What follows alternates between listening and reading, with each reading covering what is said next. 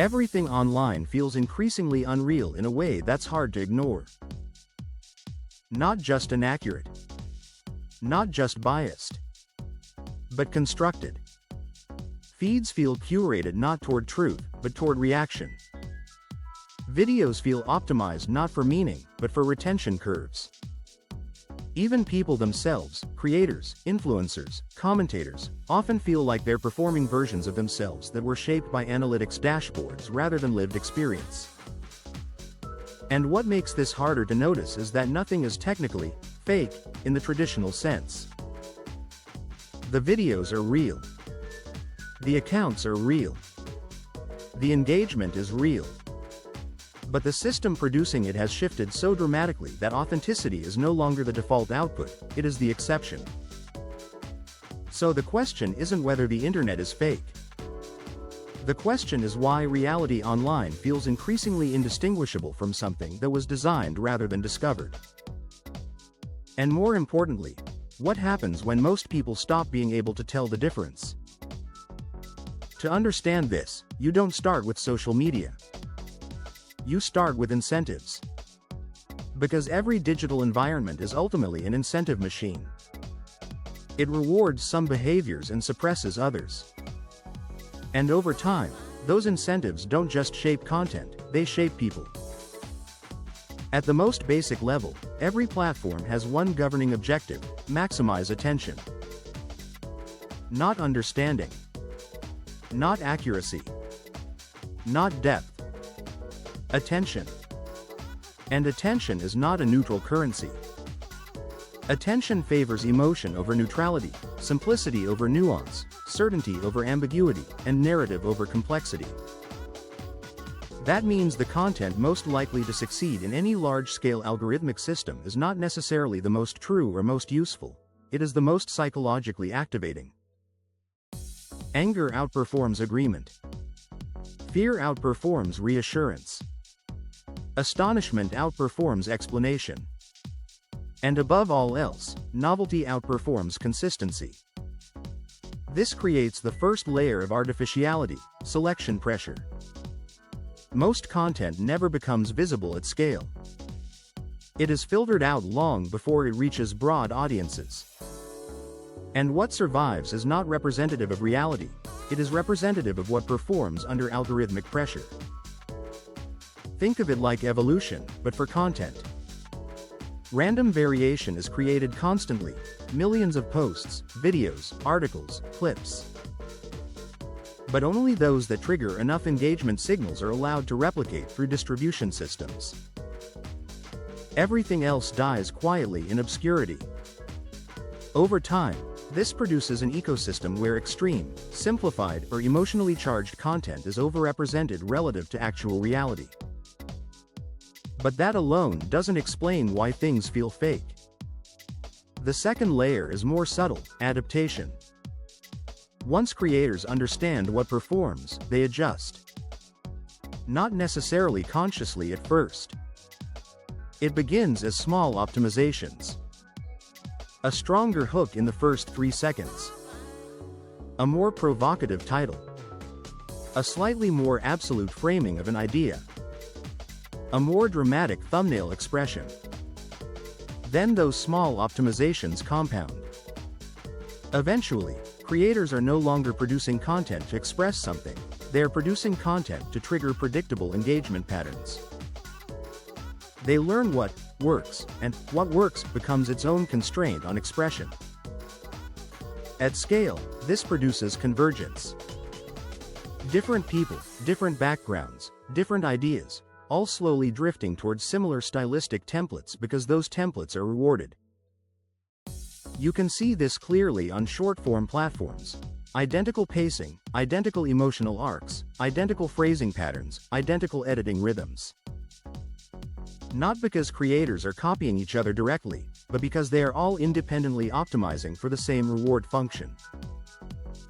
This is where authenticity begins to erode. Not through deception, but through optimization.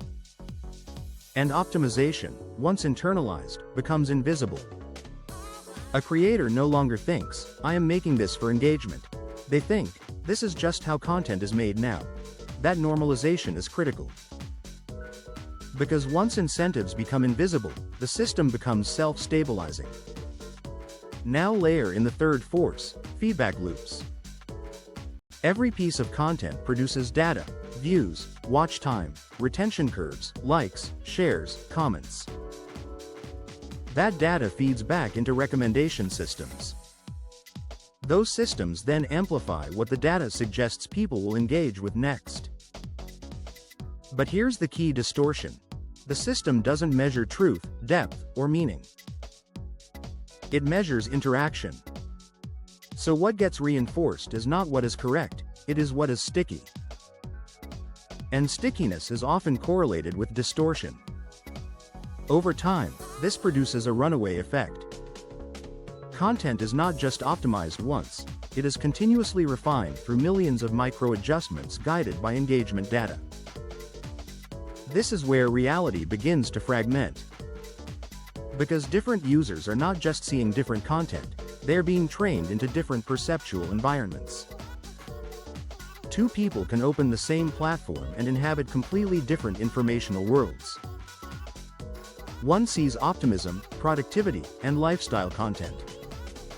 Another sees conflict, outrage, and collapse narratives. Both are real. Both are algorithmically selected. But neither is complete. The result is not misinformation in the traditional sense. It is partial reality saturation. Each person experiences a slice of the world that feels total because it is continuously reinforced. And anything outside that slice becomes increasingly invisible. Now add the fourth layer, identity performance.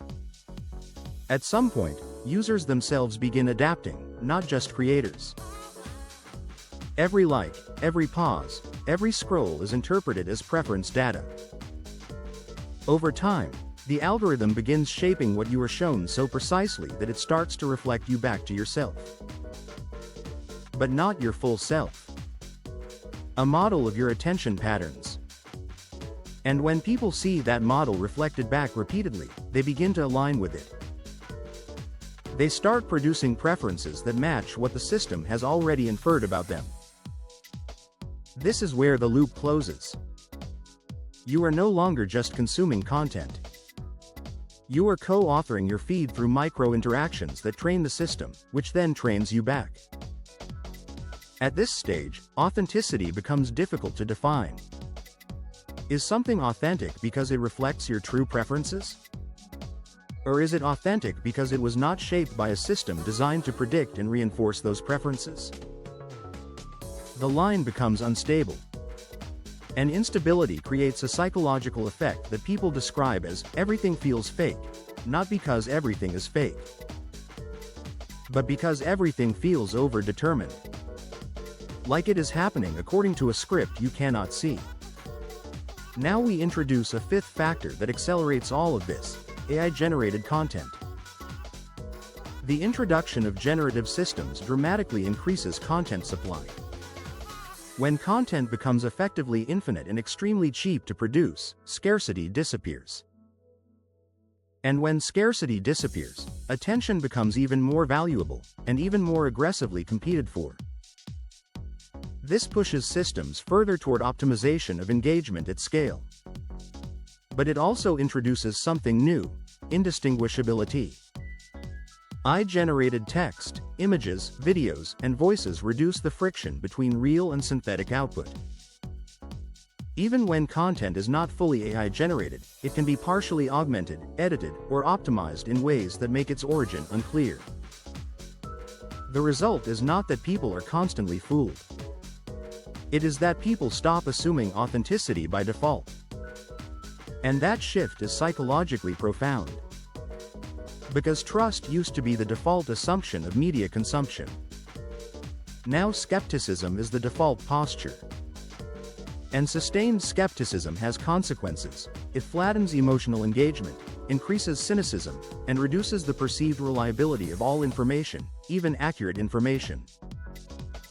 When everything might be constructed, nothing feels grounded. This is the core emotional signature of the modern internet. epistemic uncertainty paired with sensory overload. People are exposed to more information than ever, but trust less of it than ever. Now, combine all of these layers: engagement-based selection, pressure creator adaptation toward optimization, algorithmic feedback loops reinforcing extremes, identity shaping through personalization, AI-driven content saturation. And you get a system that does not intentionally manufacture fake reality, but produces it as an emergent property. No one is in control of it, but everyone is participating in it. And that is what makes it so difficult to critique cleanly. Because there is no single point of failure. There is no mastermind, no central planner, no intentional deception required. Just incentives. Now the deeper question becomes, why does this feel worse now than it did 10 years ago? The answer is not just technological, it is structural.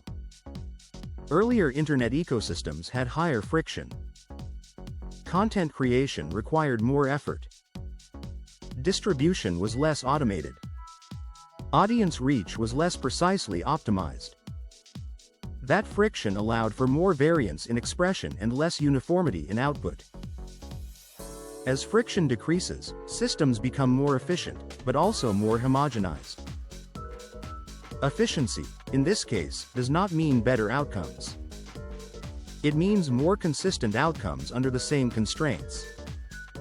And when the constraint is engagement, consistency produces predictability. Predictability produces templates. Templates produce sameness. That sameness is what people are sensing when they say things feel fake. It's not that everything is identical. It's that everything feels like it is derived from a smaller set of underlying patterns than you would expect given the apparent diversity of content.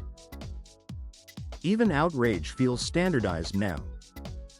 Even comedy. Even storytelling. There are recognizable structures.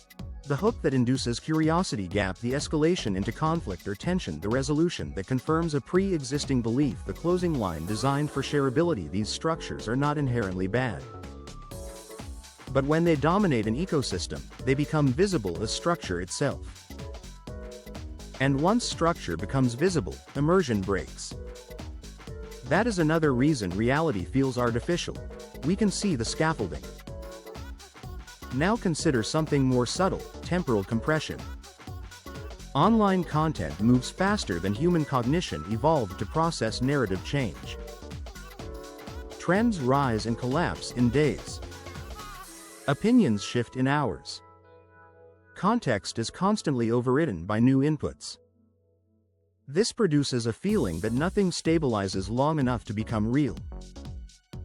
In offline life, meaning accumulates through repetition and continuity. In online life, meaning is constantly reset. That creates a psychological mismatch between how humans build understanding and how digital systems deliver information. The result is fatigue. Not just informational fatigue, but ontological fatigue. A sense that reality itself is too unstable to fully internalize. At this point, many people respond in one of two ways. The first is withdrawal. Reducing engagement, curating feeds, attempting to reintroduce friction into consumption. This can restore a sense of coherence, but only partially, because the system remains ambient. The second is immersion. Doubling down on participation, becoming fluent in the language of platforms, optimizing presence, learning the rhythms of virality. Neither fully resolves the underlying tension, because both operate within the same structure. So what would a non-fake internet actually require? Not purity. Not censorship. Not rejection of technology. But misalignment of incentives. As long as attention remains the primary currency, systems will continue to favor psychologically optimized content over epistemically grounded content. And that is the core tension. What is good for engagement is not always what is good for understanding. That mismatch is not new, but it has become more totalizing. Because in earlier eras, engagement systems were partial overlays on reality. Now they are increasingly the primary interface through which reality is encountered. Which means that for many people, what is real is no longer a direct perception, it is a ranked output of a system. And ranked outputs are always distortions of underlying distributions. So where does that leave us? It would be incorrect to conclude that the internet is simply making everything worse.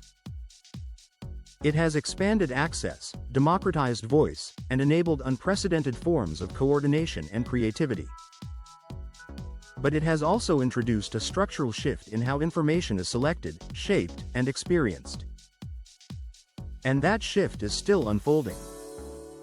We are in a transitional phase where old assumptions about media no longer hold, but new norms have not stabilized. That transitional instability is what produces the sensation of unreality. Because humans are extremely sensitive to inconsistency in informational environments. When the rules change faster than adaptation, perception itself becomes unreliable. So the feeling that everything online is fake now is not entirely accurate. A more precise statement would be: everything online is increasingly mediated through systems that optimize for engagement rather than correspondence with reality, and that mediation is now visible enough that it disrupts the sense of authenticity. That distinction matters, because it shifts the problem from deception to structure. And structural problems are harder to notice, harder to escape, and harder to assign blame to.